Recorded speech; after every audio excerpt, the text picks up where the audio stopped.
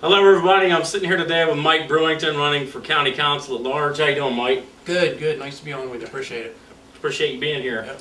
So, tell us a little bit about yourself. Okay, sure. I've lived here on the Eastern Shore my whole life.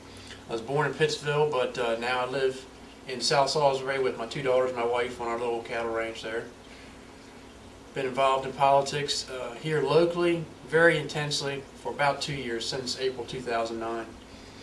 You were involved with the Tea Party AFP movement? Yep, that's correct. I tell you what, basically I didn't consider myself a very political person at all until about 2008, and it started with the bank bailouts, the TARP. It's happened at a national level. Then came again the stimulus packages, just massive unchecked spending. And so I became very involved in politics just on basis of economic reasons. What has the political atmosphere been like in Wicomico County since you decided to get involved? It's pretty interesting. I tell you what, I was just down in East Shore, Virginia yesterday, and they all recognized me. They recognize all the local campaigns here, and they're calling Wicomico Little Washington. Well, that's good. It's pretty tough up here sometimes. It is. I tell you what, it's got all the aspects of the big game right here. It's pretty funny. Do you feel part of the outsiders against the establishment kind of feel? Do you feel that way? It's a big mix. It really is. There's a lot of people in business. There's a huge base of people that own their own home, that are landowners, that pay a lot of taxes. You know, that just get up and go to work every day and do the right things. That makes up the big voter base. So I think, you know, there may be a few people, up being recognized, but it's really this group of people here on the base that need to be represented.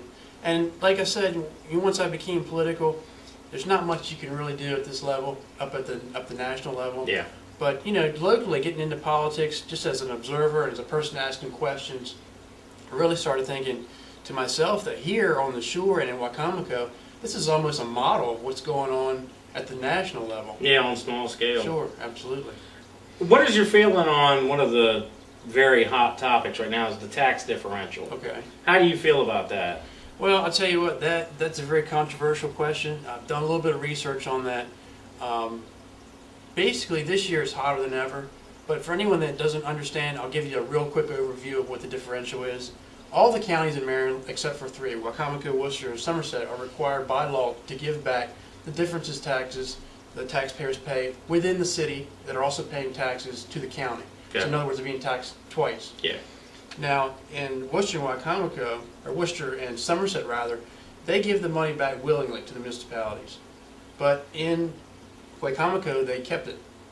And that hurts municipalities. I'll give you an example is Fruitland. Fruitland got $235,000 for roads in 2009. And 2010, $5,000. Wow. Yeah. So the result of that is that in order to maintain their roads, they had to raise property taxes 10 cents on the 100. Yeah. So you see how they're hurt by that. And it's a tough question this year because Maryland did not give back the gasoline tax. So Wicomico was hurting more than ever and still decided not to return that. So again, it's a very controversial issue, but I believe in differentials. Now, at the county council meeting this week, Gail Barkovich had made a point to say that she kind of was blaming Rick Pollitt, the county executive, for not bringing it to the table to them. Right. Do you feel like it comes from the county executive, or do you think that the county council should make some sort of... It is absolutely a mixture of both. And what I see, you know, since I started going to council meetings in 2009, there is a total breakdown in communication between that executive position and the council position. As a matter of fact, to my knowledge, the executive did not come to any of the meetings even once. No, he didn't. I'm not sure why that is, you know. Do I blame him? Do I blame the council? I don't know. But, you know, there needs to be lines of communication need to be established there. Yeah. Absolutely. And I know when it's people looking at double, you know, things going on, what do you think about the county, city, police force being joined, or are you okay with the way it is? What's your feeling on it? Well, I'll tell you what, I'm going to pick on myself a little bit before I talk to you about this, because I'm going to give you a very political answer. Okay. But I'm going to tell you why. One, Julie and I, our household, our vehicles got robbed a couple years ago. Okay. And, you know, I live right next to Fruitland. 2 minutes, Fruitland Police was there. That's a nice feeling. You know, from to decide and find out you've been robbed, all of a sudden police are there. That's a great feeling. So I mean, having that police presence locally is a big deal. And I would never support taking police officers off the street. If they had the combined force, we have to have the same amount of police officers. The question is, that's going to make my answer political, is I believe we've got to do a study to find out how much money could potentially be saved. Yeah. If it's 25,000, 100,000, it's not worth it. It's not worth the trouble of doing the restructuring. If we come out as 25 million, say, well, that's something worth looking into. Yeah, if it's that huge of a difference. Right. What would you like to see short-term, long-term Wicomico County be after you were elected? Right. The big thing for me, since I've been looking at local politics, has been night meetings. Yeah. Because I'm working, right?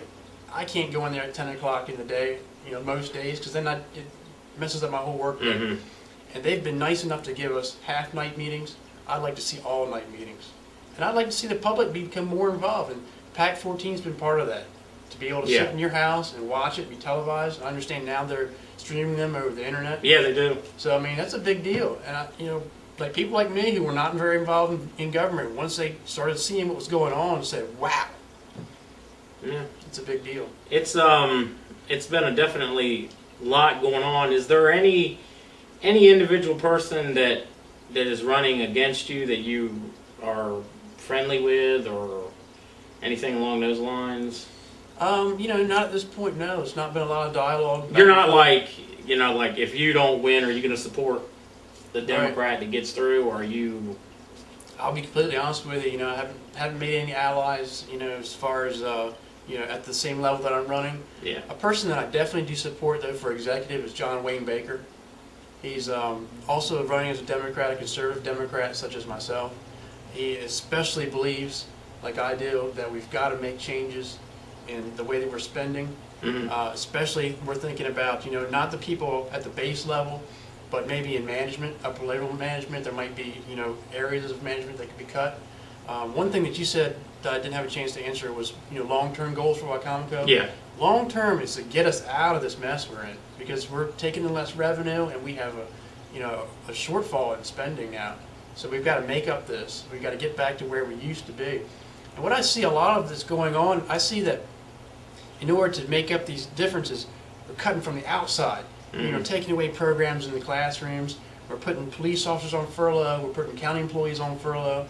I just think it's a wrong way to go about it, because we're just cutting the basic necessities. And I think we should look into things that, maybe are not so necessary. I mean, you lose your job. You don't buy less food at the grocery store. You go to take that BMW that you're renting back to the lot. Exactly. Right. How have you felt about the Board of Education? I know that's one place where people really complain about spending the salaries of the superintendent. How do you feel about? Well, I'll tell you, my mom was an elementary school teacher for 38 years, so I understand firsthand what it's like to do the job of a teacher. Teachers get paid a certain salary, but they go home, they've got lesson plans to write, they're spending a lot of time. A lot of the stuff you see decorating a teacher's room or the little prizes they hand out, that comes right out of their own pocket. So anything that's going to take away programs in schools or do anything to furlough teachers or their basic necessities, I'm totally against. Now, I did see in the paper a couple weeks ago they came out with a list of management salaries. I hate to say it, guys, but we're in a crunch time, and that's something that's got to be looked into. Yeah, I was going to say if they cut $20,000 off the superintendent's salary, that would go a long way. But maybe he doesn't feel like he can make it on $140,000, but. That's just my opinion. It's got to be tough. Yeah, it's got to be tough. Well, anyway, Mike, I appreciate you sitting down with me, my friend. All right, thanks a lot. And we'll definitely get the word out. And if y'all are voting county, vote for Mike Brewington at large. Appreciate everybody. Thanks. Thanks.